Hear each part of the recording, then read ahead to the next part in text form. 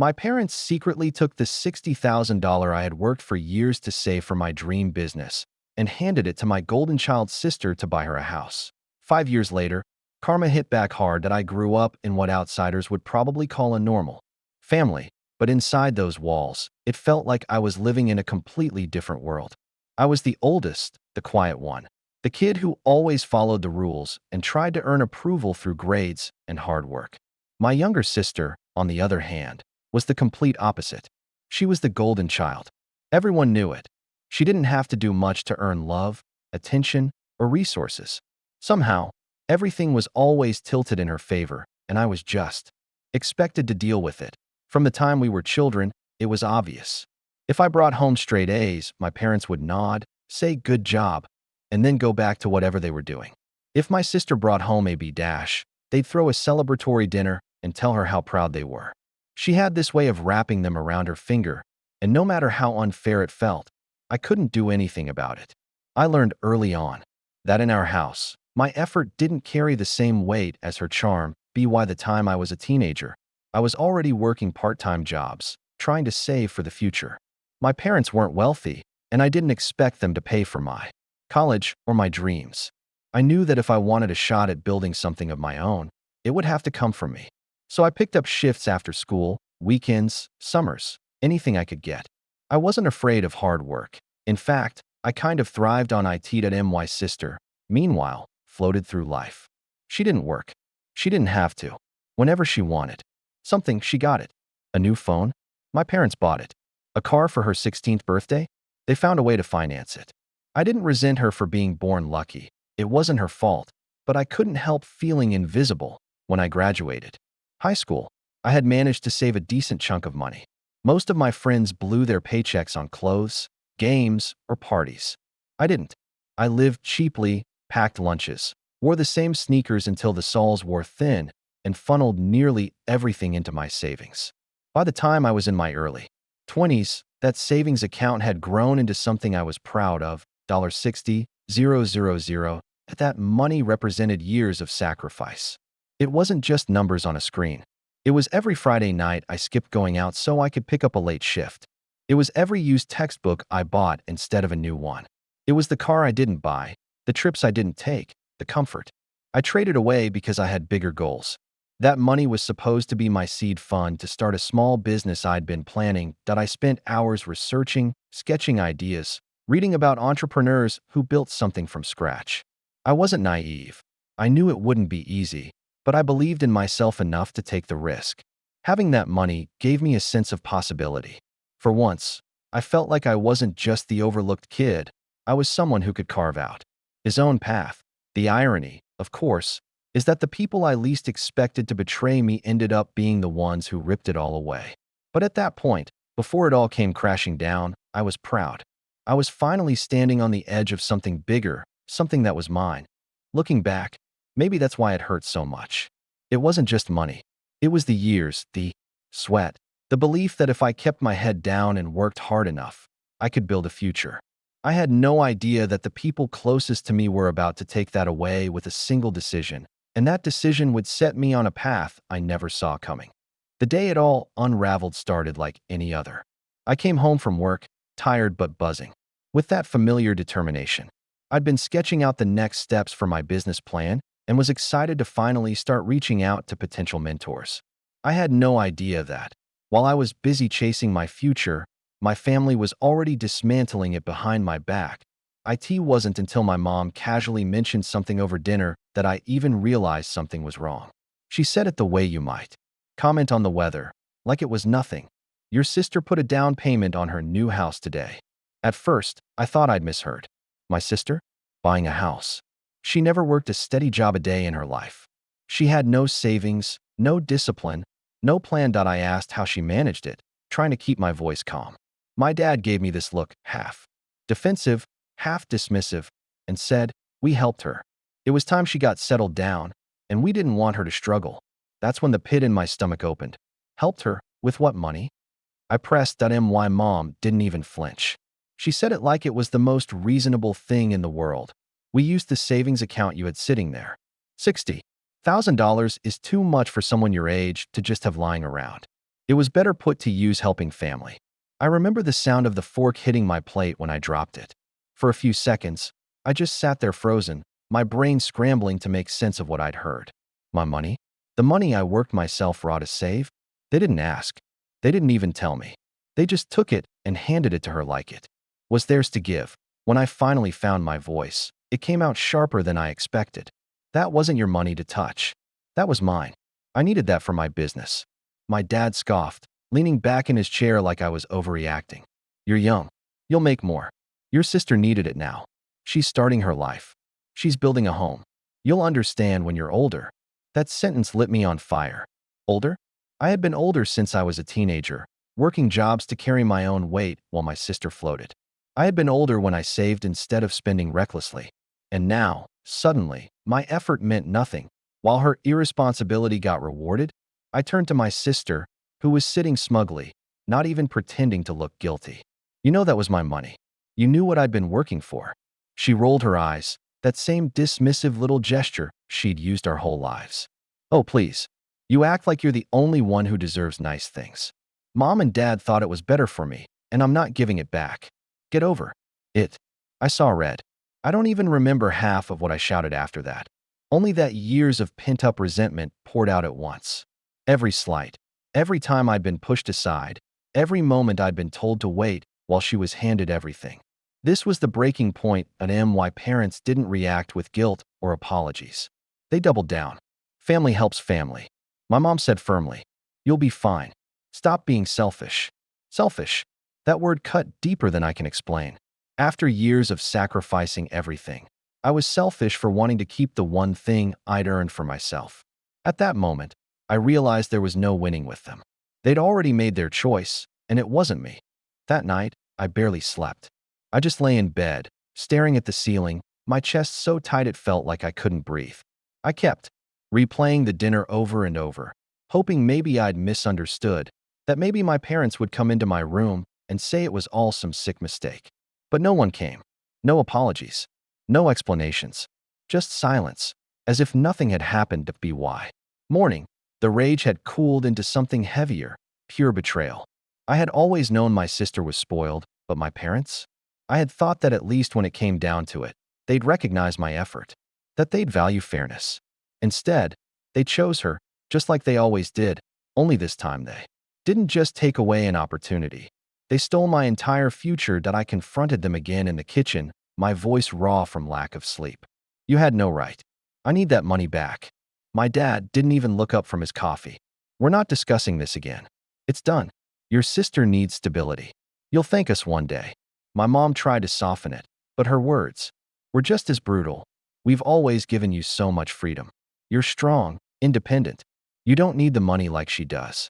That sentence broke me in a different way. They didn't even see me as a son who deserved support, just as the kid they could lean on, the one they didn't have to worry about. I wasn't their priority. I was their afterthought. When I turned to my sister one last time, she smirked and said, "I'm not paying you back, so stop asking." It's not happening. That was it. The moment I knew I couldn't stay. My chest felt hollow, like something had snapped clean inside me. I packed a bag that afternoon. I didn't have a plan. I didn't even know where I was going. But I knew I couldn't live under the same roof with people who looked me in the eye and told me my hard work meant nothing. Leaving wasn't dramatic. No screaming, no big goodbye. I just closed the door quietly behind me. But the silence was louder than any fight. For the first time, I realized I was completely on my own. The next weeks were hell. I moved into a tiny, damp apartment with barely enough space for a mattress and a chair. The rent ate up most of what little paycheck I had. And without my savings, I couldn't even afford the equipment I'd been planning to buy for my business idea. I had to put everything on hold. The dream I'd been building for years collapsed overnight. I picked up extra shifts, anything I could find. Late night stocking at a grocery store, dishwashing at a diner, some temp work that barely paid enough for groceries. Every morning, I woke up exhausted, my body aching, but there was no room to stop. And the worst part? I carried that betrayal with me everywhere. Every time I dragged myself to a night shift, I thought about how my sister was probably unpacking boxes in her new house, bought with my blood and sweat. I thought about how my parents probably sat on that porch, proud of themselves for helping her, While I was out breaking my back just to stay afloat, that I tried calling them once, maybe out of desperation, maybe out of denial, hoping they'd realize what they'd done. But when my mom picked up, the first thing she said wasn't concern or regret. It was, "Are you still upset about the money? You really need to let it go." That was the last straw. I hung up, blocked their numbers, and swore I wouldn't look back. But cutting off family isn't like cutting off strangers. There's a grief to it, a mourning. It felt like burying people who were still alive. Every holiday that passed, every birthday that went by, I felt the gap. But no matter how much it hurt, I knew I couldn't forgive what they did. That pain became fuel. If they thought I'd never recover, if they thought I'd always be the disposable one, I was determined to prove them wrong. At first, I told myself it was temporary. A rough patch, a few months of grinding, and I'd be back on my feet, building the life I'd imagined. But months turned into a year, and the weight of reality pressed down harder every day that I tried to revive my original business idea, even in a stripped-down form. But without capital, it was impossible. So I did the thing I swore I'd never do. I went to the bank and asked for a loan. Sitting across from the loan officer, I felt small, like a beggar. He looked at my financials, frowned, and finally approved a small amount. It wasn't much, but I clung to it like a lifeline. For a few weeks, I felt hope again. I bought the equipment I'd been saving for, set up in the corner of my cramped apartment, and worked like a man possessed. I skipped meals, slept only a few hours, and poured every ounce of energy into making it work. But life has a way of kicking you when you're already on the ground. The launch flopped. Customers didn't come. The market wasn't what I thought it would be, and without money for marketing, my little operation sank before it had a chance to breathe. Within months, I couldn't keep up with the payments. I remember sitting on the floor of my apartment, collection notices spread around me like a cruel mosaic. My chest ached with shame. I had nothing left but debt and exhaustion. And when the bank finally cut me off, I felt like I had failed not just myself, but the version of me who once had hope. Still, I couldn't quit. Quitting meant they'd won my parents, my sister, everyone who thought I'd never amount to anything. So I picked myself up, swallowed my pride, and took out another loan, this time with higher interest, from a lender that didn't ask too many questions. I told myself I'd be smarter, that I'd learn from my mistakes, but the second try was no kinder than the first. Suppliers delayed shipments, a client bailed on a contract, and the debt piled up faster than I could earn. Nights bled into mornings. As I dragged myself from one job to another, trying to stay ahead of the tide that kept pulling me under, I lost weight. My hair started thinning from the stress. I barely recognized myself in the mirror. Sometimes, lying awake at 3 a.m., I'd think about calling my parents, about asking them why my future was disposable, why my sister deserved a house while I drowned in loans. But every time my finger hovered over the phone, I remembered my mother's voice. "You need to let it go." So I didn't call. I let the anger eat at me instead. Rock bottom came one winter when my electricity got cut off because I missed the bill. I remember sitting there in the dark, the air so cold I could see my breath, thinking, this is it. This is what they reduced me to. My sister had a house with central heating, while I shivered under 3 blankets, wondering if I'd survive the night. That night, something inside me changed. I realized no one was coming to save me. Not my parents, not luck, not fate. If I was going to climb out of this pit, it would have to be me, step by brutal step. After that freezing night, I made myself a promise. No more pity, no more excuses. If I had to bleed for it, I would build something that no one could take away from me. The first step was survival. I worked 3 jobs, bartending at night, delivering packages in the early mornings, and doing freelance repair work during the day. My body ached constantly, my knuckles raw from hauling boxes, my eyes burning from lack of sleep. But I kept telling myself, this is temporary. This is the foundation. At first, it didn't look like progress. The debt collectors still called. My credit score was ruined. I lived in the cheapest apartment I could find, with mold in the corners, and a leaky faucet that never stopped dripping. Meals were ramen, canned beans, or whatever was on sale at the discount store. But little by little, I clawed my way up. Every paycheck, I forced myself to save a sliver, even if it was only $10. I learned to track every cent, to stretch money until it screamed.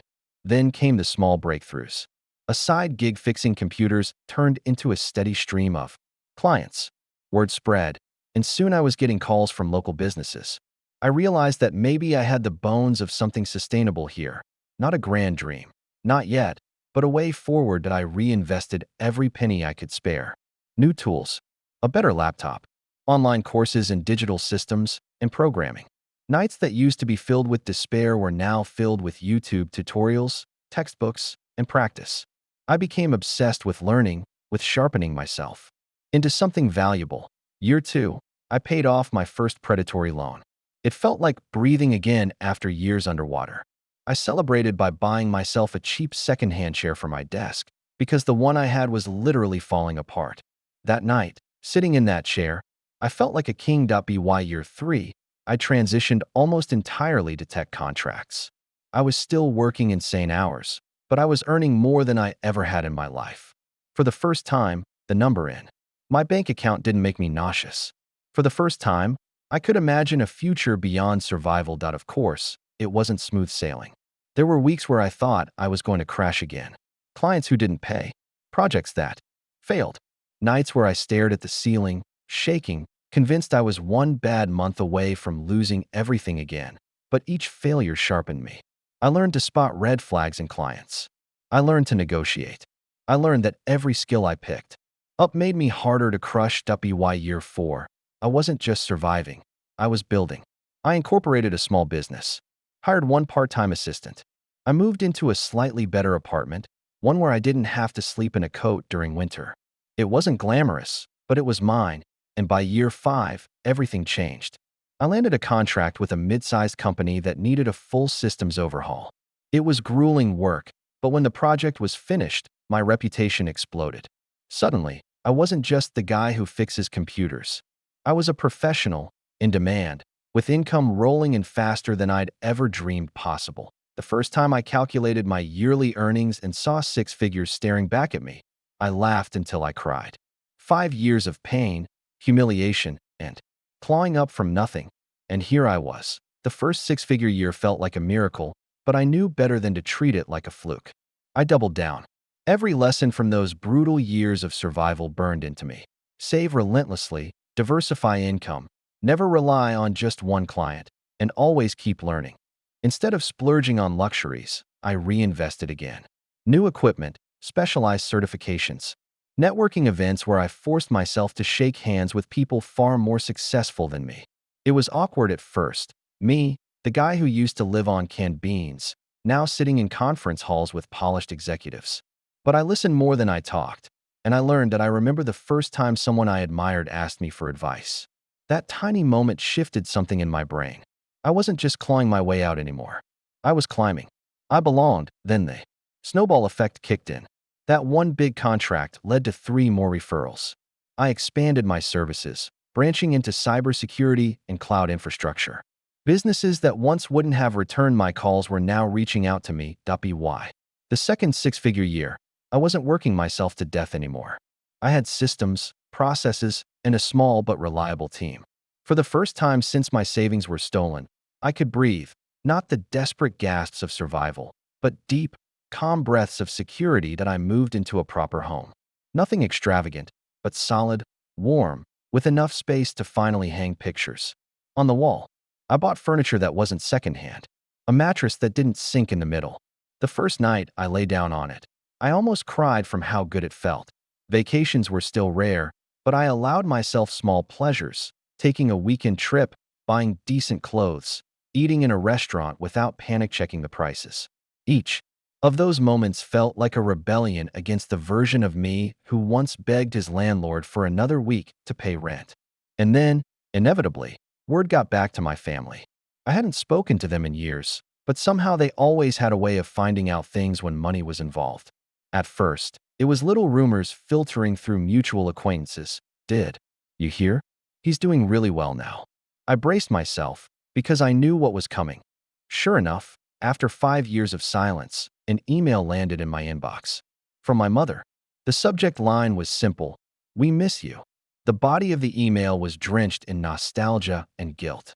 How family was everything. How we shouldn't let money come between us. How my sister was struggling and could really use Someone like me in her life. I stared at the screen for a long time, my jaw tight, my chest heavy. 5 years. 5 years where they didn't care if I lived or died. 5 years of silence when I was freezing, starving, drowning in debt. And now, suddenly, they missed me? I didn't reply. Not yet. But I knew this was just the beginning. The first email was easy to ignore. I told myself maybe it was a one-off. Maybe my mom was just nostalgic and nothing more would come of it. But then another message arrived, this time from my dad. His tone was different, less sentimental, more transactional. He congratulated me on finally getting my life together, as if the years of suffering were nothing more than laziness I'd finally shaken off. He slid in subtle questions about my income, the kind of things you only ask when you're trying to measure how much someone might be able to give. That email stayed unopened in my inbox for 2 days before I deleted it. I thought that would be the end of IT. It wasn't. Next came a Facebook friend request from my sister. The same sister who once laughed in my face when I begged for the money back. The same sister who blocked me after I cut ties. Her profile picture showed her standing in front of a new SUV, grinning ear to ear. I didn't accept. Then came the phone calls. First to my personal number, which I hadn't given them. I still don't know how they got it. When I didn't pick up, they called my office line. My receptionist passed along, a woman claiming to be your mother. I told her to take no more calls from that number. The escalation felt surreal. 4 years they treated me like I didn't exist, like I was disposable. And now they were clawing to get back in. The breaking point came one evening when I got home to find a handwritten letter in my mailbox. No stamp, no envelope. It had been shoved directly through the slot, which meant they had been here. At my house, my stomach turned cold as I read it. My mom's handwriting, uneven and hurried, pleading with me to be reasonable, to remember. That family is forever. And ending with, your sister is drowning in debt. Please, you're the only one who can save her. Save her? The words punched me in the gut. I remembered every night I lay awake in that freezing apartment, convinced I wouldn't make it to morning. I remembered the gut-wrenching panic of maxed out credit cards, the shame of begging loan officers for mercy. And now I was supposed to swoop in and rescue the person who had helped steal everything from me? Rage and grief twisted together until I had to sit down just to steady myself. For 5 years, my family hadn't wanted me. They wanted my wallet. And that realization hit me harder than the loss of $60,000 ever had. For weeks I'd ignored them, deleting messages, shredding letters, blocking numbers. But the intrusion at my home crossed a line. If they knew where I lived, it was only a matter of time before one of them knocked on my door. I couldn't let them think silence meant weakness. So I sat down at my desk, opened a blank email, and, for the first time in years, I wrote to my family that it wasn't polite. It wasn't restrained. It was raw, unfiltered, and every bit of venom that had been building inside me since the day my savings disappeared poured out.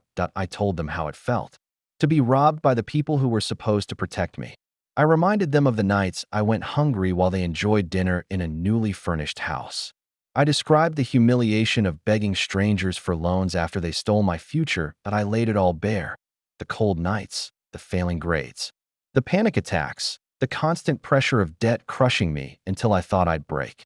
I told them I had to climb out of a pit they had thrown me into, and I had done it alone. And then I ended with the only truth that mattered.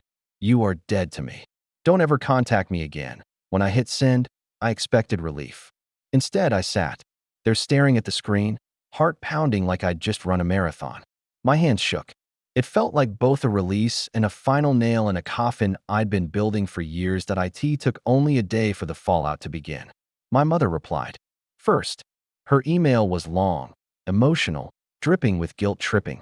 She claimed she hadn't known the money would hurt me so much, as if $60,000 could vanish without consequence.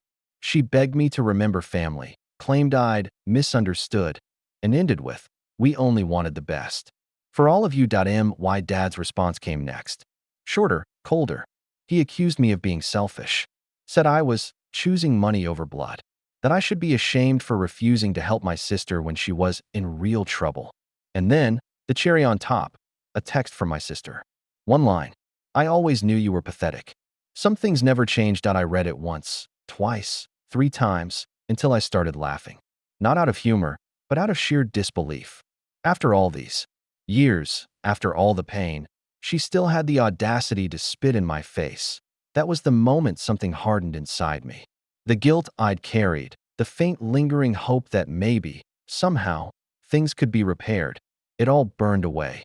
There would be no reconciliation, no forgiveness, no going back. After that last text from my sister, I blocked them all again. This time, there was no hesitation. Numbers, emails, even the mutual acquaintances they'd tried to use as middlemen. I cut every line of communication. For the first time in my life, I felt free. It was strange, like stepping outside after years in a dark room and squinting at the sunlight. The weight I'd carried for so long, the sense of obligation, the guilt, the shame, dropped off my shoulders like a bag of stones.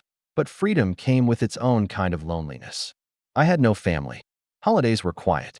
Birthdays passed without a single phone call. Sometimes, I catch myself wondering what other people did with their parents on Sundays or how siblings joked together over dinners. I'd never know that again. Still, I told myself, peace was better than poison. I poured myself even harder into my business. By then, I was working with international clients, negotiating deals over video calls at 2 a.m., managing teams in different time zones. My days blurred into weeks, weeks into months. But my efforts paid off. Revenue doubled, then tripled. The red numbers in my bank account turned into 6 figures, then 7. With money came options. I moved into a penthouse apartment, overlooking the city skyline. I bought a car I'd once only dreamed about. I traveled to Europe, to Asia, to places I never thought I'd afford even a vacation, let alone multiple times a year. But what mattered most wasn't the luxury. It was the sense of control. Every dollar I spent, every deal I closed, every milestone I hit was mine. No one could take it away this time. Sometimes, though, in the quiet moments, I'd think back to those days of crawling out of debt, of sleepless nights counting coins, of begging lenders not to destroy me. And I realized that pain had forged me into someone unstoppable.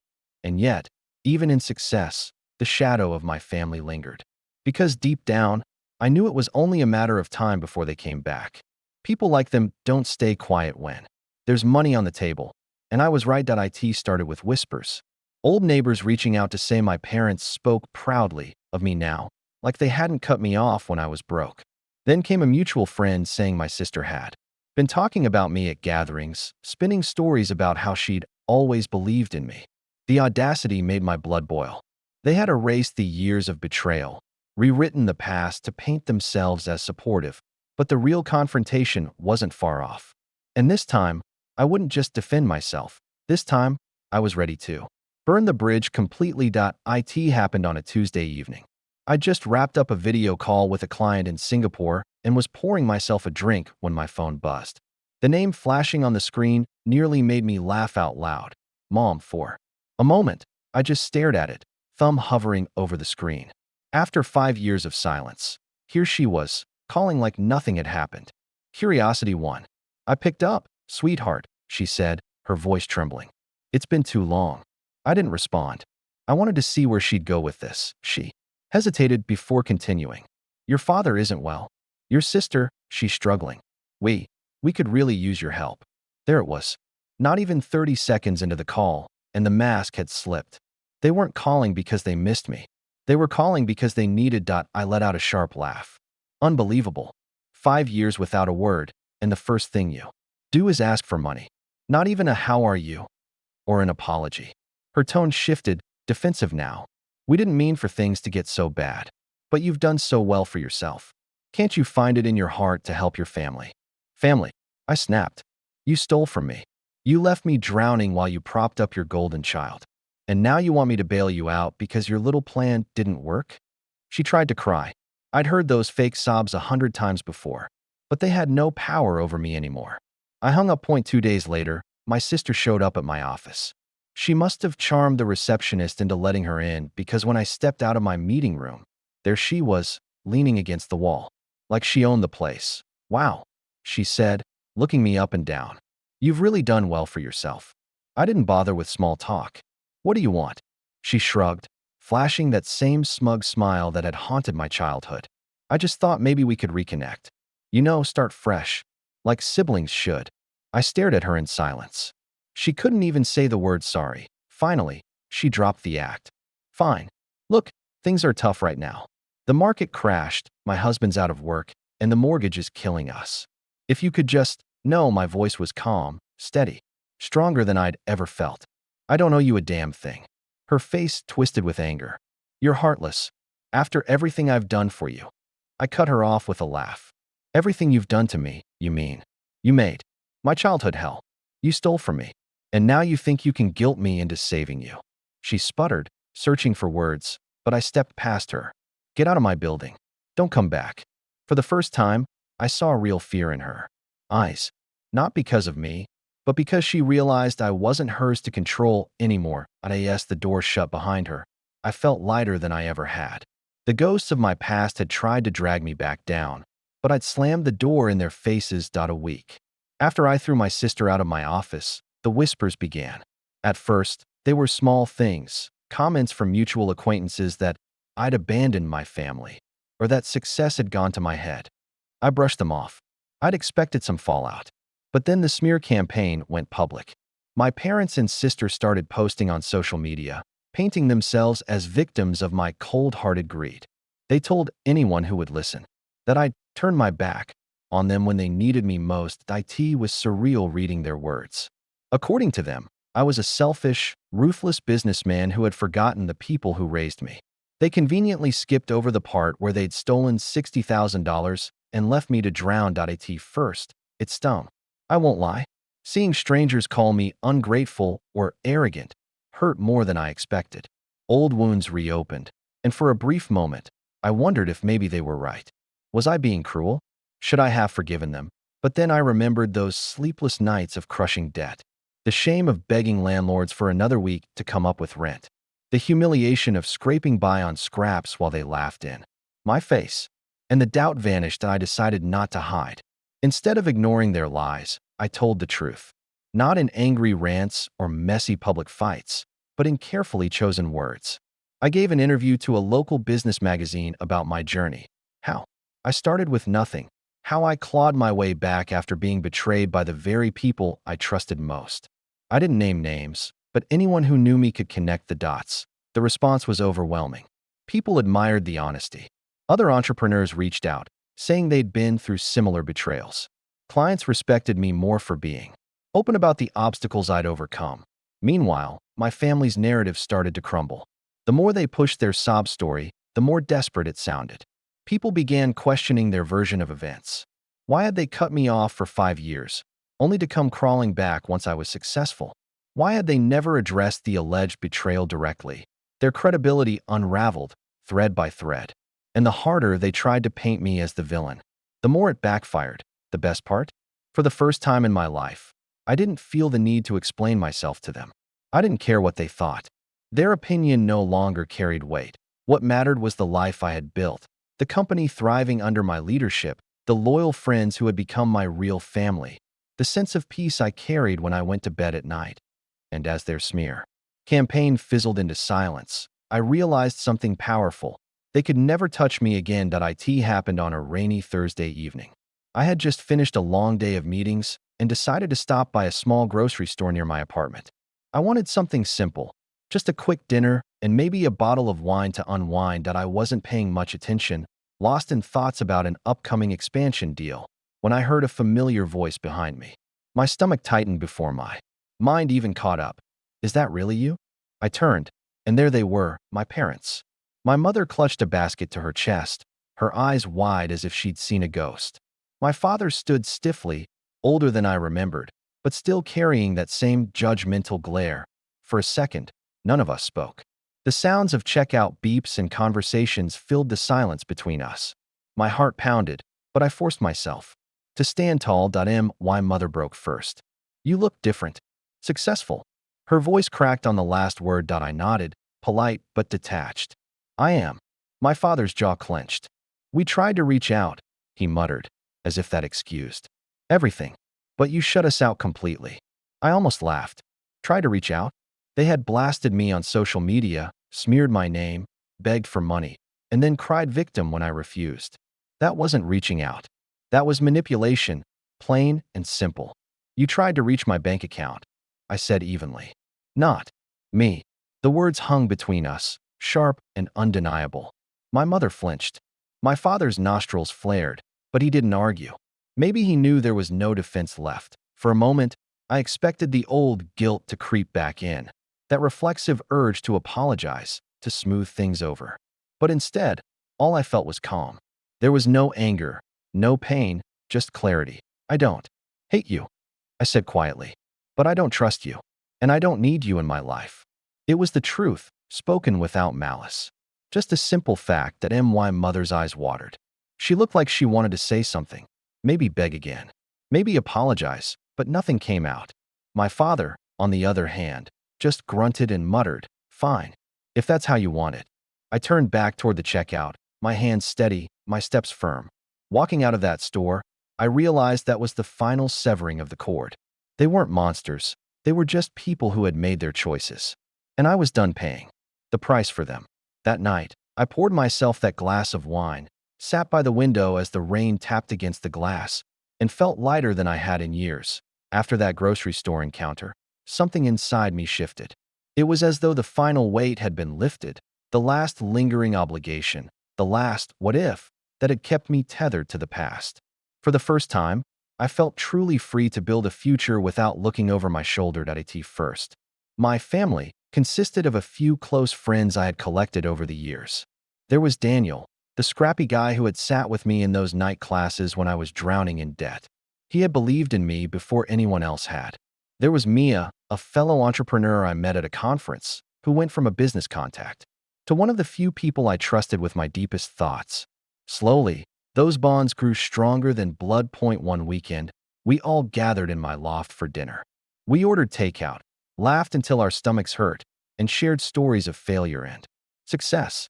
At some point, Mia raised her glass and said, "You know, this feels more like family than my actual family ever did." Her words hit me hard. I realized I had been unconsciously seeking that sense of belonging all along. My parents and sister had weaponized family against me, turning it into control and betrayal. But here, in this messy, imperfect group, family meant support, trust, and acceptance. As months passed, my social circle widened. I started mentoring younger entrepreneurs who reminded me of myself in those early, desperate years. Watching them grow gave me a sense of pride that money alone couldn't buy. Some even started calling me their business dad as a joke. I laughed, but deep down, I felt something warm. Romantically, I had been cautious. My past left scars. I was afraid of letting someone close enough to use me like my family had. But then there was Elena. We met at a charity fundraiser I had sponsored. She wasn't impressed by my money. In fact, she teased me for being too polished and made me laugh until I forgot to guard myself. First, I kept her at arm's length, afraid to trust. But Elena was patient. She didn't push, she didn't ask for anything, and slowly, I realized she was different. Where my parents had taken, she gave. Where my sister had manipulated, she was transparent. Our first real trip together, just a simple weekend getaway to the coast, was the moment I knew I was falling for her. Sitting on the sand, watching the waves crash, she leaned against me and whispered, "You carry so much, but you don't have to carry it alone anymore." Her words unraveled something in me I hadn't even realized was still tightly wound. For the first time in years, I let myself believe that love, real, healthy love, was possible. By the end of that year, my life looked nothing like it had when I was the broke kid sleeping on a sagging mattress in a cramped apartment. I had a thriving company, a circle of friends who felt like siblings, and the beginnings of a partnership that could last a lifetime. And the best part? None of it had anything to do with the family that once betrayed me. This was mine, my life, my people, my chosen family. Just when I thought the chapter on my biological family was permanently closed, life had one more test waiting. It came in the form of an email that I hadn't heard from my parents or sister in years. My spam filters had caught most of their attempts, and eventually, they had gone quiet. But one morning, there it was in my inbox, bypassing the filters. Somehow, a long message with my sister's name in the sender field. The subject line read, "We're still family." I stared at it for a long time, my coffee cooling on the desk beside me. Part of me wanted to delete it unread, but curiosity won. When I clicked it open, I found paragraphs of pleading words. She talked about how hard things had been, how the house they bought with my money was crumbling, how my parents' health was declining, how she was struggling financially again. She never once apologized. Not for stealing my savings. Not for mocking me when I begged for repayment. Not for the years of hell she and my parents put me through. Instead, she wrote about forgiveness and healing as though those were things she was offering me, not asking from me. The kicker came at the end. We know you're doing well now. You don't have to give us much, just a little help to get back on our feet. After all, blood is thicker than water. I laughed out loud when I read that line. Not a happy laugh, a bitter, sharp one. If blood was thicker than water, then they had diluted it beyond recognition long ago. Elena found me at my desk later, the email still open on the screen. She asked what was wrong, and when I explained, she frowned. Do you want to respond? I thought about it. I really did. Part of me wanted to unleash everything I'd bottled up. The anger, the betrayal, the years of silence. But another part of me felt nothing. Emptiness where the rage used to be. No, I finally said. They had their chance. They chose their path. I don't owe them my words anymore. So I deleted the email. And then I blocked every address connected to them. It wasn't an act of spite. It was an act of closure. Weeks later, though, the situation escalated. My parents showed up at my company's headquarters. Security stopped them at the front desk, but they made a scene loud enough that word reached me upstairs. They wanted to see me. They claimed it was urgent. They begged to be let in. I didn't go down. I instructed security to escort them off the property. My employees didn't need to see me dragged into that chaos. And more importantly, I didn't need to give them the satisfaction of thinking they still had access to my world. That night, I thought long and hard about what had happened. 5 years earlier, I might have caved. I might have let them back in, hoping for some scrap of reconciliation. But not now. Now I had clarity. Family wasn't about DNA or shared history. It was about respect, loyalty, and love. They had chosen greed and manipulation over me. I had chosen growth and integrity over them. And for the first time in my life, I felt completely at peace with that decision. 5 years ago, I thought I had lost everything. My savings, my family, my sense of direction, all of it had been ripped away in one brutal act of betrayal. I remember sitting in that tiny apartment, staring at the ceiling at 3 in the morning, wondering if life was ever going to feel fair. Now, when I look around, I don't see loss anymore. I see what grew from it. The sleepless nights I spent grinding away at a job I hated, they taught me discipline. The failures that left me drowning in debt, they taught me resilience. The loneliness of cutting ties with the only family I had ever known, it taught me to build a new one, brick by brick, with people who actually cared. Elena isn't just my partner. She's proof that love doesn't demand you to bleed yourself dry. My small circle of friends, the ones who cheered me on when no one else did, are more like siblings to me than my own sister ever was. My mentors and colleagues, the people who saw potential in me before I did, became the role models my parents never were. That's what family is. The people who choose you, and the people you choose back. As for my biological family, they still live in the house they bought with my stolen $60,000, though it's falling apart now. I haven't been inside it in years, and I don't plan to. To me, that place isn't a home. It's a tomb for the version of myself that kept begging for scraps of love from people who were never willing to give it. Sometimes I think about what would have happened if they hadn't taken that money. Maybe I would have invested earlier. Maybe I would have hit my stride sooner. Maybe life would have been easier. But then I catch myself. Because the truth is, without that betrayal, I wouldn't be who I am today. It was their greed that forced me into the fire. And it was the fire that forged me. So no, I don't hate them anymore. Hatred is heavy, and I've carried enough weight. What I feel now is lighter. Detachment, acceptance, freedom. They are a chapter of my past, not a chain around my neck. And as for me, I'm moving forward. My business is thriving. My future is wide open. And for the first time, I know that whatever challenges come next, I'll face them on my own terms, with the people who've proven they deserve to be by my side. Because family isn't who shares your blood. Family is who shows up when the world falls apart and stays to help you rebuild it.